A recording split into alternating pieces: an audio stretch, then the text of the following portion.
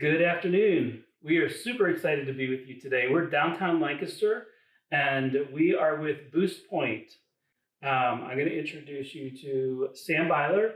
He is the CEO and founder. And Sam, tell us a little bit about yourself. Absolutely. Well, thanks so much for the invitation, Rodney. Really appreciate it. Like Rodney said, my name is Sam Beiler. I'm the co-founder and CEO of Boostpoint. We're a business-to-business software platform, software as a service. So our platform specifically helps companies find talent, find specifically passive candidates through the channels of social media. Personally, I have a background in sales and marketing, specifically in like the manufacturing industry. So I kind of come from a manufacturing background, and then launched Boostpoint in 2018 and been doing that since. That's awesome. And what we're really excited about is the buzz right now is the labor market. And Sam is so focused and has a niche in that market to reach talent and get people on the right track. And that's really what we're going to talk about today. So the labor market has been all over the news in the past years. And really, it's been up and down for everybody that's in business, particularly small business, folks that may not have a dedicated HR focus or department. And even more so, just the uncertainty around that. And so, Sam, what is your perspective of what's going on out there and really what people are facing as we're looking at today moving forward? Yeah, well, I think everyone has felt the shift the past 2 years, the great resignation, whatever you want to call it. But there was this distinctive shift kind of on the backs of COVID that made people think about like what they do every day and, all right, is this still something that I want to do? And a lot of components to that, but we focus a lot like in the manufacturing, wholesale, distribution, logistics, construction industries. So a lot of like blue collar types of industries. And so that's kind of the lens that I'll be speaking through and some of the stuff there. And so what you've seen is more open positions than ever before. I mean, even if you rewind back in early 2021, January of 2021, there were a little over 7 million job openings in the US. You fast forward to where we're at today, there's over 11 million job openings in the US. And then you look at the unemployment rate as well is back down to about where it was pre-COVID. And so if you specifically look at data in the durable goods manufacturing, if everyone that is unemployed that has that type of experience would find a job, you'd still only fill 65% of the job openings. Wow. Within that specific industry. So those are some of the, like manufacturing is one of the hardest industries right now as far as when you think of the labor market and how to attract talent to fill those open roles. So that's kind of like the state of where things are at. And I kind of look at it from a positioning standpoint, how we need to think about this as companies is realize that shift. Because you rewind like 4 years ago, I feel like the leverage was a bit different. The employer maybe held more leverage in the conversation because, more people looking for opportunities within in these industries. Whereas now we have to realize that the leverage has shifted more to the employee versus the employer. Yeah, that's really interesting. And so we're kind of like here, but when we look forward or figure where it's going, what is your hunch or what insight can you throw on the table about what it looks like in the future years? Because everything in the past as we knew it is gone and reset. And I think as we're thinking about how we hire, how work gets done, it's not so much finding just the right person, but the right person that wants to find us. Yep. Yeah, I think like those that are holding their breath, waiting for it to go back to normal, like will probably be holding their breath forever. Like the folks that I talk to, that have decades worth of experience in talent acquisition and HR in these industries, I haven't had one conversation where they're like, oh yeah, they feel like things will get back to quote unquote normal, because I feel like that shift happened, and this is kind of like the new normal. And companies need to think about, all right, how are we going to do things differently? How do we set our brands and companies apart differently than we did before? Yeah, and I think that actually refines the people for the value proposition. So that's great, Sam. What kind of advice or thought process would you advise to these small companies or companies that are growing even rapidly right now beyond that normal state of control as they think about hiring employees and help moving forward? Yeah, great question. But I think first of all, mindset needs to shift a little bit as far as for companies and brands, where in the past, the majority of companies, when they thought of their brand, thought about that more from the customer relations standpoint and very little from the employee relations standpoint. Where it's like, all right, when they thought about marketing and advertising and messaging and all these things, it was more just from like a customer relations standpoint. And very little was focused on like internal company culture and messaging within the company and things like that, like building a brand for your company, an employment brand. I feel like companies that are able to make that shift will set themselves up for long-term success. And once you start thinking about that mindset a little bit more, instead of just hey, how can we go get more customers, and what are we doing from our brand to get more customers? Hey, what are we doing within our brand to attract the best talent? Yeah. So taking that thinking and turning it upside down, what are people looking for as they're thinking about coming to my company and working with our culture and our teams? Has that changed much also in the last couple of years? I think it's just become more important.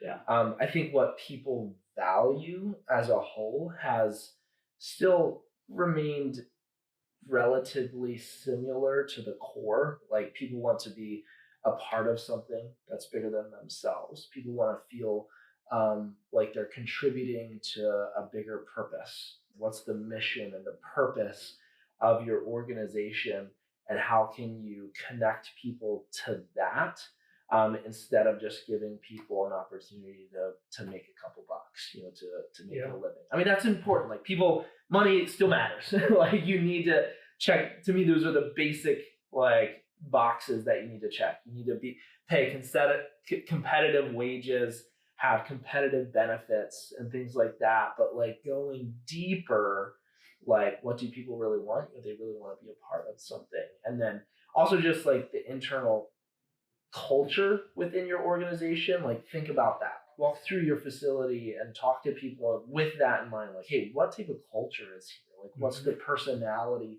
of our company? Because sure, you can put core values and mission statements on the wall, from like a messaging standpoint, but it actually needs to be a living, breathing like part of your organization and part of the DNA of your people. Yeah, that's really good. The thing I found recently is I've been interviewing after the managers have talked to folks, was people really want to know that their work matters. Yep. And that their time actually is connected to a why. And I also found that it's new for some businesses to start thinking about their why. What would you recommend as they're thinking, how do I actually put my why and why it matters on the table? I think it has to start definitely from the leadership in the organization. Like, if the president or CEO or founder of the organization can't answer the question, hey, why does your organization exist?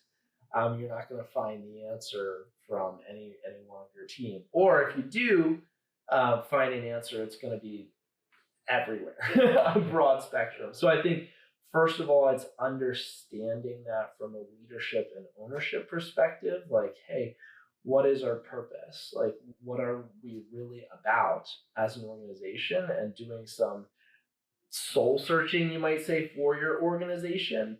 And then being proactive to actually articulate that out in statements that are easy to comprehend. Mhm. Like an example, so when we launched Boostpoint, um, before we even established the LLC, and we were like, hey, what do we want like the DNA of our company to be? Like, what are we about? Like, what's our core values? What do we really care about? What's the mission of our organization? And we were able to get on the same page there and actually write some stuff down. And then that made it so much easier than even when we were finding like our first employees and eventually other leadership within the organization, like what we were really looking for because we had defined some of those things, early on. Yeah, that's good. I think bringing that back around, then that's what people start to gravitate to, and it starts to attract the opportunity for those right people to come in and serve. So, Sam, as you start to think about what you do day to day and the service you provide, what does that look like as people start to identify key people, key roles, and the true need as it relates to the service and the platform that you have? Yeah, absolutely. So it usually starts with kind of helping companies get in the right mindset as far as like, all right, well, like what is our talent acquisition strategy and thinking about that strategically. Usually, one of the simplest ways that I'll explain it is like a lot of companies put a lot of effort and energy into building like their customer acquisition strategies, marketing and advertising strategies around customer acquisition. And it's kind of that same thing. It's just thinking about it through a talent acquisition lens. We think about, okay, how do we attract customers? It's like we first have to help them become aware of our brand, our company, our solutions and products. Then we have to engage in a conversation with them. And then once, they're familiar with, our services, our products, then they're considering purchasing them maybe, and then again taking them through that journey to where they ultimately work with us as a client, and then hopefully have a long-term relationship with that customer. So it's just taking that strategy basically and thinking about it from a talent acquisition perspective. So like, all right, what are we doing from the top of the funnel to attract people to our open opportunities, our employment opportunities? Like, what are we doing to generate more conversations, quality conversations? Like, how are we doing that differently than our competitors? And ultimately, like the culture and environment we bring them into within our company, how is that better, than other opportunities that would be available to them? And then some more of the practical things that our platform helps companies with is specifically increasing their candidate and applicant flow through targeted social media advertising. So we've seen like, all right, generating quality applicant flow tends to be one of the biggest challenges that companies are facing. Is like, how do we just get people to apply for our positions? Like, hey, we have a lot of open positions, but we're just really struggling with applicant flow. So we help do that through sourcing through targeted social media ads, both active and passive candidates.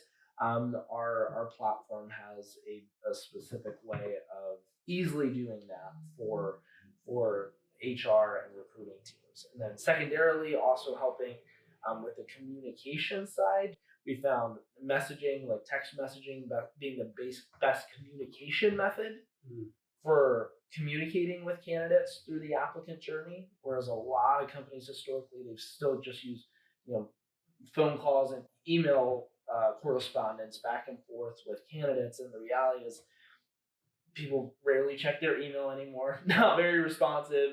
And 87% of people that don't recognize incoming caller ID, they're not going to pick up their phone anymore.